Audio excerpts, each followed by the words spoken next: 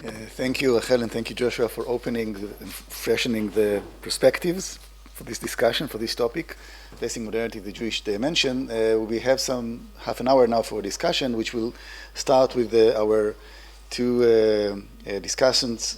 I'll present you first, both of you, and you'll start, and then it will be open for the rest of us to comment and to discuss. So Vladislava Moskalets from the Ukrainian Catholic University in Lviv is a historian, a lecturer at the Lviv Ukrainian Catholic University, and a researcher at the Center for Urban History in Lviv. In 2011 and 12, Vladislava was a fellow at the Hebrew University of Jerusalem as a grantee of the Ludmer program by the Jewish Galicia and Bukovina organization. Vladislava received PhD in history in 2017 from the Jagiellonian University in Krakow. Since 2016, she has been teaching courses related to Ukrainian and Jewish history of the 19th century, consumption history, and Hebrew. Vladislava is a senior lecturer at the Department of History of the Ukrainian Catholic University and coordinator of the Jewish Studies program. And the second discussant is Andriy Zayarniuk from the University of Winnipeg. Professor Zayarniuk is teaching at the History Department at the University of Winnipeg. He published Idioms of Emancipation, Project of Liberation, and Galicia Village in the mid-19th century. It was published in Kiev in 2007, framing the Ukrainian peasantry in Habsburg Galicia, 1846-1914, in Toronto in 2013, and Lviv's uncertain destination, a city and its train station from Franz Joseph I to Brezhnev, Toronto 2020. His new book, co-authored with Ostap Sereda, The Intellectual Foundations of Modern Ukraine, the 19th century, is forthcoming this year. So please. And I would like to start with Joshua's presentation about Jewish modern politics, and I had few questions, and which I would be happy to hear more about from you. So first of all, we are all speaking about Galicia as an entity, but as we understand, it was not isolated. It was all those people who are we talking about, and it goes to both of your presentations about politics and about women, were so well connected with and so well internationally known, many of them. Like Deborah Fogel was published in American newspapers, and all this politics you are speaking about, they were visiting European Zionist congresses and speaking there. And how much Galician politics is Galician phenomenon, and how much is it influenced by this international context? And also, when we speaking about it's perhaps it's not only when we speak about Zionism, but more relates to Galician Orthodoxy. But we know that Orthodoxy was much more well developed in Hungary, and we see connection between Galician Orthodox and Hungarian Orthodox. Can we see it? Can we still speak about it as about Galician phenomena, or can we see this relation, this connection, which make not only private connection between people, but which makes Galician nationalism, Galician Orthodox, Galician Jewish politics something more. That's the first one. But the second one is about you finish your book, this book about diaspora nationalism with words, with very beautiful phrase that Jews about that Zionism is secular because Zionists they think about the future of Jewish nation not in relation to God, but in relation to other people. And so who are these other people? How do they see themselves in the relations to non-Jewish politics. You have a lot of it about in your books, but and in your article about cooperation between Ukrainian nationalism and Jewish nationalism. But perhaps you would like to elaborate a little bit about it, especially about you spoke about symbols and symbols they are using, and these symbols and this usage of symbols and reinterpretation of some traditional books and texts by Zionists. It's very national thing, which is typical to other nationalism. So when you speak about Jewish nationalists in Galicia, how much they are borrowing the strategies and the style from other nationalisms that are present there. And my last thing I would like to ask you, it's just a question because but perhaps you can speak about it. It's about the concept of national indifference, which is developed by Tarazara, and so in your book and your paper is like a success story of nationalism. So nationalism is spreading, and this picture of rally in Buchach is very impressive, and I bring it to my classes to show my students because it's something that embarks a whole new era. But you told very well that so nationalists try to make people speak languages, try to unite people around the languages they don't speak, like Hebrew and Yiddish. So a lot of Jews, they speak Polish. A lot of Jews, they don't engage in mass politics. How can we research it? How can we understand how it's happening? And is it really like a success story? So that was my set of questions and comments to Joshua. How should we do it? Should we wait for the reply, or should I more about my comments and then okay? So thank you about your. It was a wonderful talk, and I have a few ideas in regarding to this wider context of women activism and situation of women in Galicia.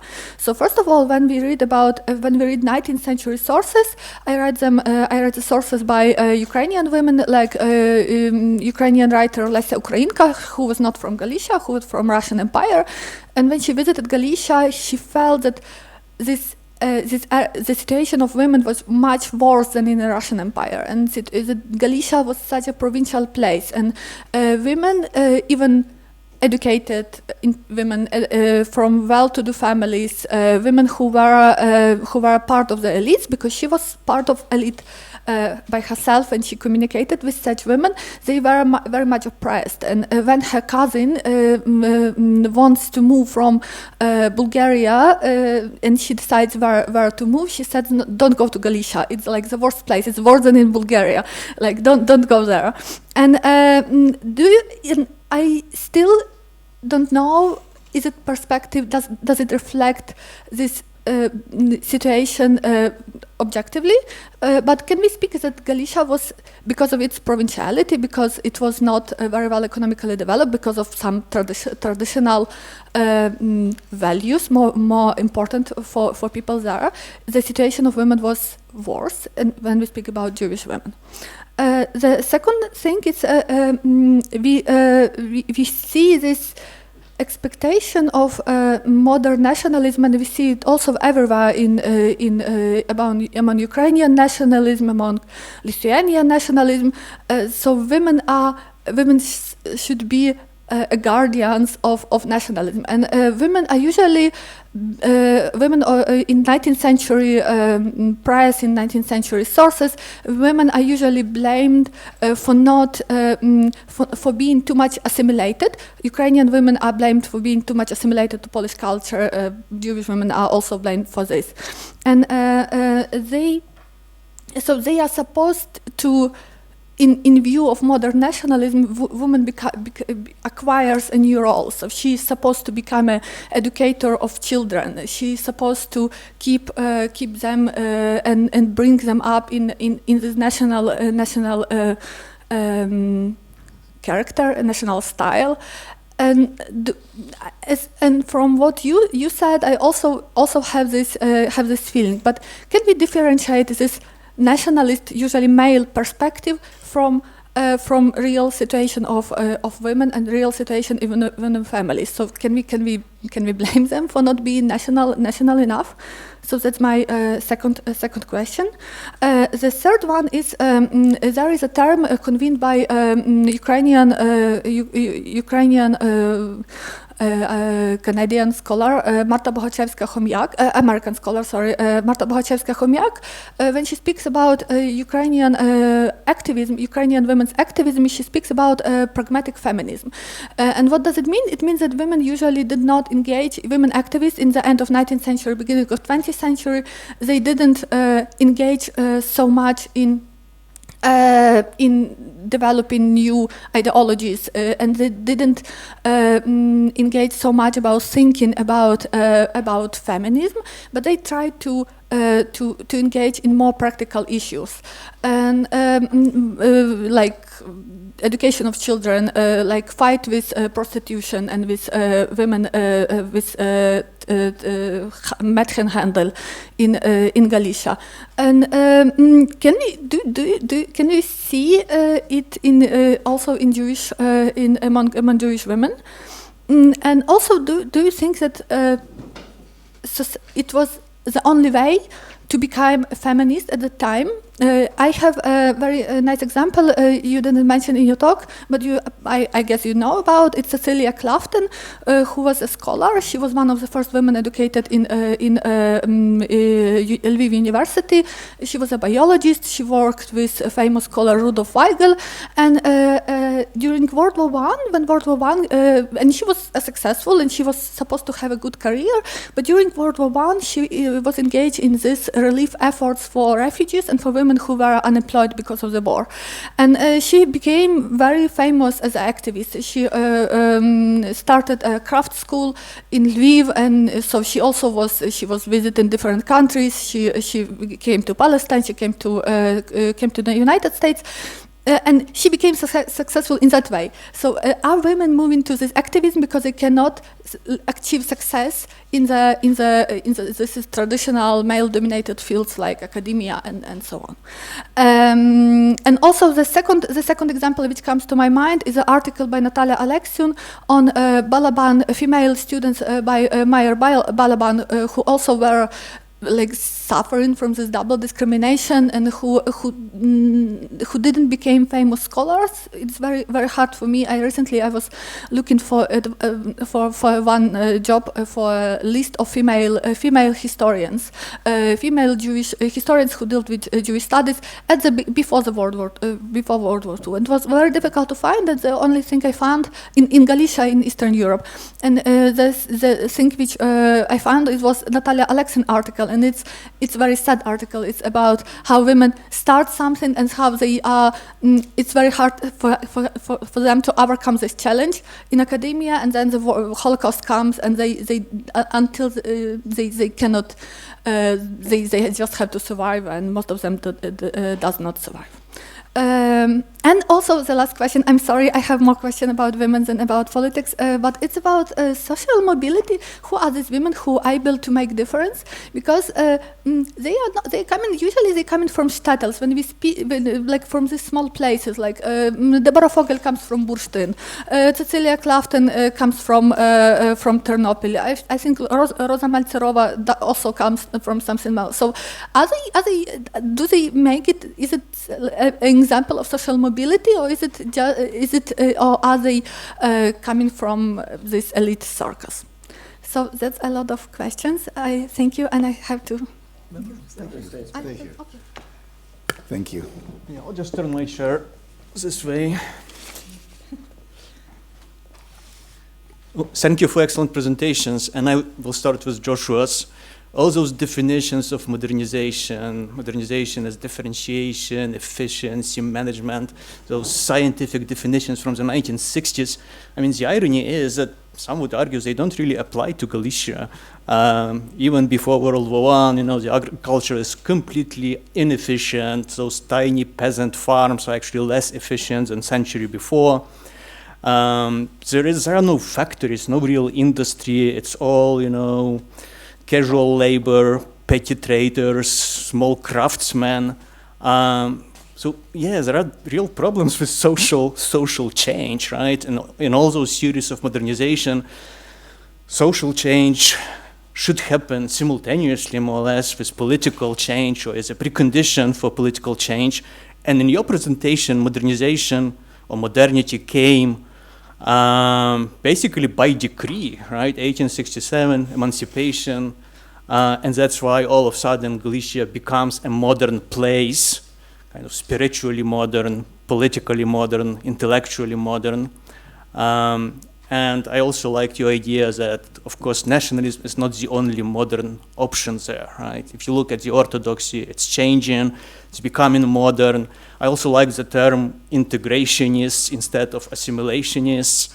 The thing is that there is some overlap there, because when I think about socialists, right, you mentioned there are Zionist socialists, there are sort of Bundist socialists, integrationist socialists.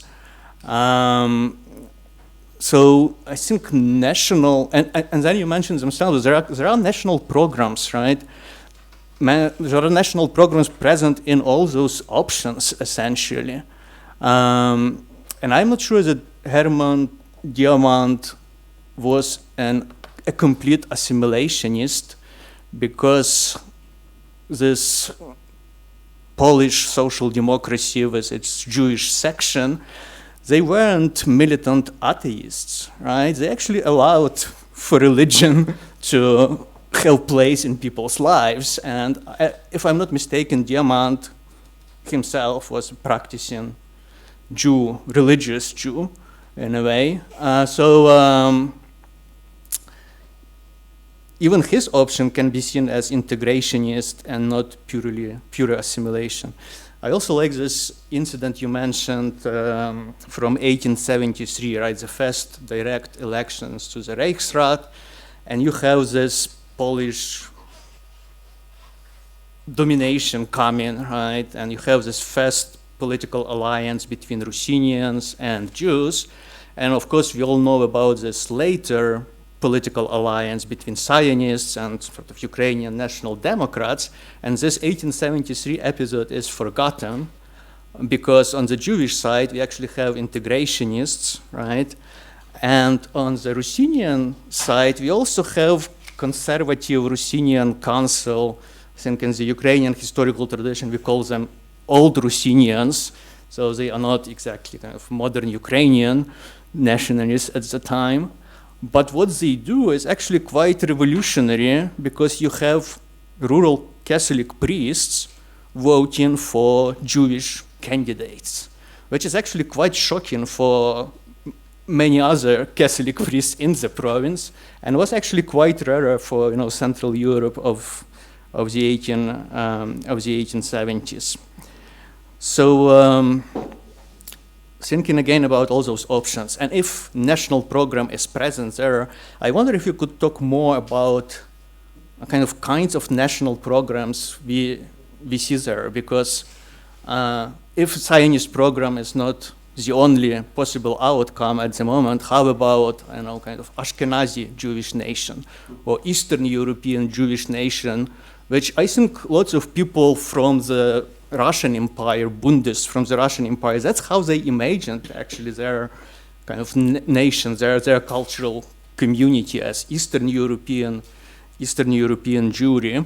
And I have a question for which I actually have no answer of my own, and it's about why this kind of Bundist socialism was so much weaker in Galicia than in the Russian Empire.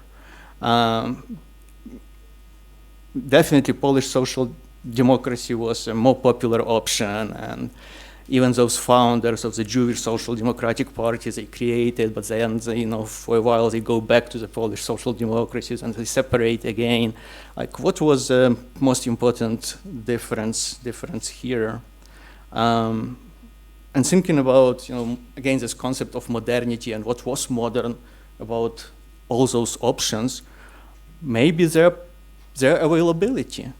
because modernity is about flux, about change, about possibility of change, and this is the most modern thing about, kind of intellectual transformation of Galicia in the 19th century.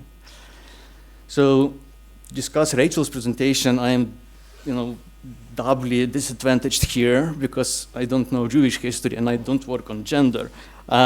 So the only thing I can come up with is comparisons between kind of Ukrainian experience as I know it from Ukrainian history and the Jewish one. And in your presentation, you said that basically Jewish experience is quite different from the Polish and Ukrainian. But I would argue that there are actually many similarities between the Ukrainian experience and the Jewish when it comes to gender and sort of women's question in general, women's participation in politics and cultural life. Because just like in the Jewish cases, Ukrainian nationalism was actually very anti-modern when it comes to the gender regime as they imagined it. And you probably know there is this classical book on the Ukrainian feminism in Galicia, feminists despite themselves, right? So all those women activists, they were basically anti-feminist if you look at what they have to say, but because they engage into work with other women, they organize them, they publish for them, right? Their activity can be seen as feminist. But I would argue that the situation is actually very similar, right? The national movement, the national imagery is actually quite conservative. They do imagine, woman as a mother, maybe as an educator a little bit. So they would like to use women in their sort of traditional gender roles, but they don't envision some kind of gender revolution there. And I think that just like in the Jewish case, in the Ukrainian case, women find an outlet to have an agenda of their own, discuss their own concerns in literature. In literature, we have at the end of the 19th century 2 great writers, which are among the greatest Ukrainian writers ever, Lesia Ukrainka and Olga Kobylyanska. And in Kobylyanska's case, again, it's just very similar to some of your protagonists. She started writing in German and then switched to Ukrainian. And in both of them, you find the discussion of female sexuality, of female biology, gender discrimination, and so on. So I think that there is a lot of similarities in this case, and maybe actually Ukrainians and Jews should be grouped together, and then the Polish case would be a bit different because you have room for kind of more explicit feminist discourse there. Thank you. Thank you. Ilya, do we have time for 1 or 2 remarks? Or? Okay. So 1 or 2 very brief remarks from the other participants before we will ask you to respond, if there are. Yes. Isai. In Joshua's talk, I really miss the impact of the disintegration of the cooperative system as the basis for the kind of ethnic religious identity, and nationalism as kind of a replacement for that. Thank you.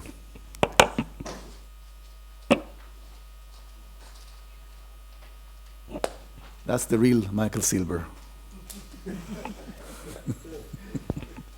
First of all, apologies. This is to Joshua about mass politicization.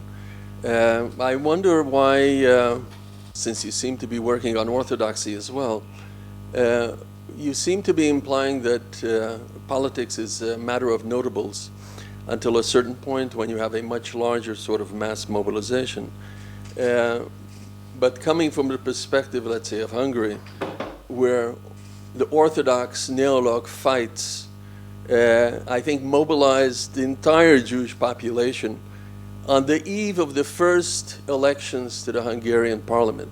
That is, what you had is more or less the same sort of parliamentary electioneering going on around a year before Jews actually voted for the parliament. So you already have this sort of mass politicization. And you have something that precedes what happens in Galicia, namely the Orthodox are voting for the radical left as opposed to the more government sort of conservative liberal party, because the radical left had been very critical of the Neolog Pest establishment. So you have this sort of crossover in terms of politics. So just once again, and this, I can also say, what about, let's say, the Sadegir and Tzanz conflict that goes on in Galicia, which probably does mobilize, I think, in every community where you have at least members of these groups. I mean, no one seems to remain apathetic to that. There's no sort of nationalist indifference in terms of religious fighting. So to what extent does that prepare the political mobilization? As both of you has, or each one of you has 2 minutes to respond. You don't have to answer or to relate to all the topics. So take it as food for thinking, but yet some thoughts and remarks. Okay, well, thank you very much for the question and the point. Just take the mic. Microphone, okay. So I'm not an expert on gender either, but when there is such a lack and a vacuum in discussions of modernity, when women are rarely mentioned, I felt a sort of an obligation to include them, especially after writing my recent book. So one thing that is, I think will be a sort of an answer to both of you. Also Polish feminists, like Ruthenian feminists, they all emphasize the role of women as mothers and educators. So this is common to all of them, even the most famous Polish feminists, especially before World War I. What I emphasized in my talk of being different is the Zionist women didn't join the struggle for equality in education and in the franchise and so on. They didn't engage, Zionist women didn't engage in it at all. In 1905, there was a feminist conference in Krakow where those issues were raised, but not by, I don't know, even by that Zionist Jewish women participated in it. They were totally focused on national issues. So this is a difference, but I certainly agree that in other issues they're the same. I'll just say one more thing to leave some room for Josh.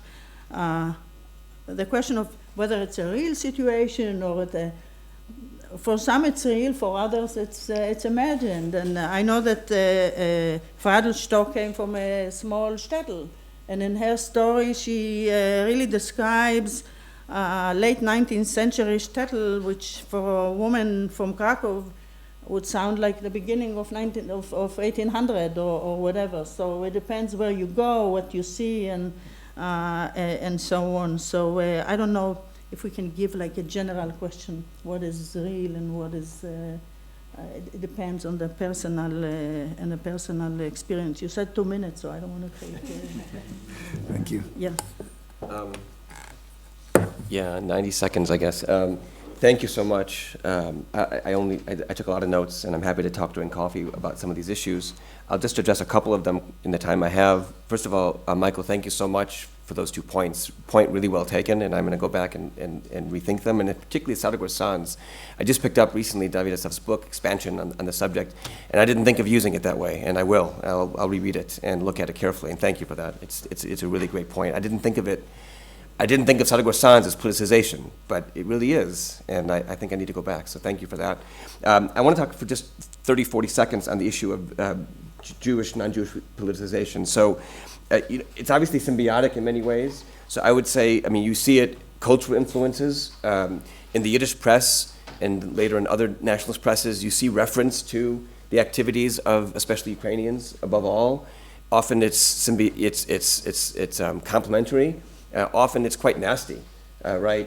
If look at these coarse, lowly people, and they have done this. Why aren't we doing this? So that's part of it. Partly you see institutional sharing. So, for example, you see the Zionist gymnastics clubs literally renting space, not just taking the idea of gymnastic clubs, but literally renting space and getting space from Ukrainians. We see the fact that the first person in parliament to acknowledge Jewish nationality was Romanchuk. It was the Ukrainians pushing it. And also I have a separate project going on right now on the Jewish Club, which is, 1907, this big political moment, so much political participation, and the Zionists managed to elect the Jewish Club to the first Jewish National Party in the European Parliament. 2 of the 4 seats are from Ukrainian votes, and I went through all 4 years. There's these massive. Any of you work with the Austrian parliamentary records? These massive, thick tomes, and I just can't use the scanned ones. I really have to hold it in my hand. And there's many, many volumes of these, and try to find every single reference to anything the Jewish Club ever did. And anytime they had any sort of motion, the signatures were always, every single time, the Ukrainian, Romanchuk's party, the National Democrats. Every single time they were supporting them, and not the other way around. If you look at the Ukrainian stuff, the Jewish Club is somehow silent, especially some of the more Polonized members of them. So there's absolutely, and in 1911, I'll just mention this, in 1911, the Jewish Club imploded. They were not able to re-elect themselves, and part of the reason was, at the last minute, they made an alliance with the Poles and abandoned the party that had supported them for 4 years in parliament, and lo and behold, it imploded in their faces. So there's both cultural interaction, symbiosis of zeitgeist and things like that, but also real personal connections that made a huge difference. Josh and Rachel, Vladislava and Andriy, thank you very much. You'll have to drink quickly because we are back here in 15 minutes.